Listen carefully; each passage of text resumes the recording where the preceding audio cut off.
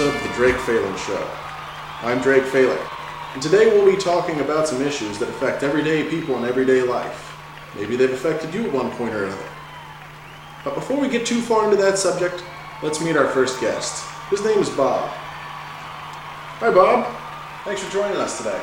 Sure. Are you a drinker, Bob? Mostly on weekends or, any day that ends in Y. Just kidding. Actually, you're here today because I was hoping you could answer a few questions about blacking out. From drinking? What, a couple before you go to bed? Well, not passing out, blacking out. Oh, you mean when you drink too much and you can't always remember everything? That's the one. Sure, sounds good to me, but you're driving. You don't like to drive after you fell off the wagon? I'll do a backflip off the wagon when the time is right, but once I'm off, I don't really like to drive, if you know what I mean. Is there a right time? Birthdays and weddings. Maybe your team's in the Super Bowl. Maybe some bitch named Becky told you it's not you, it's me on Valentine's Day. So good and bad times can push you over a controllable limit. Or maybe it's just Tuesday and I forget to eat dinner before going to bowling league. Next thing you know, you wake up, it's 2 o'clock in the afternoon. You got all your clothes on from the night before and you're laying on your kitchen table using a cold piece of pizza for a pillow. I've been there 100 times. Is that any way to live? Don't get me wrong, I can handle my hooch. And those blotto sessions really only happen like once or twice a season. I have a job, and a library card. Well, you read. That's fascinating. What is it that you do for work? I deliver mattresses. You have a driving job. Yeah, we deliver all over the place.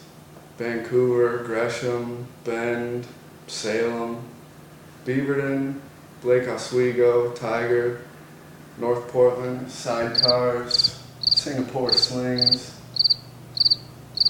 margaritas on Cinco de Mayo, having a nice bottle of wine with your girl at dinner, champagne on New Year's, mint juleps for the Kentucky Derby, pretty much anything on 4th of July. White Russians, White Russians on a hot afternoon at the beach, that's nice. Spanish coffees are great on a hot date. Are there any benefits from reaching this level of intoxication? I think some things can be gained occasionally. Yeah, told my boss off at a company party one time. I haven't really climbed the corporate ladder since then, but the respect that I get from my coworkers is better than stock options. Earlier you were talking about panic drinking. What's panic drinking? Well, that's when you start pounding drinks at the end of the night when the bar's about to close, or you're about to go to a game or a concert and you don't want to pay $11 for a 12-ounce beer. Maybe flirting with this woman and kind of want her to get a little more attractive than she is. Things like that. So what's the difference between one of your self-induced panic drinking binges and one of your bi-seasonal blackouts? What's the difference? What's the point? Haven't you ever tied one on before? Didn't you go to college somewhere? Oh, I'm sorry, did you go to BYU? Doesn't any of this sound familiar to you?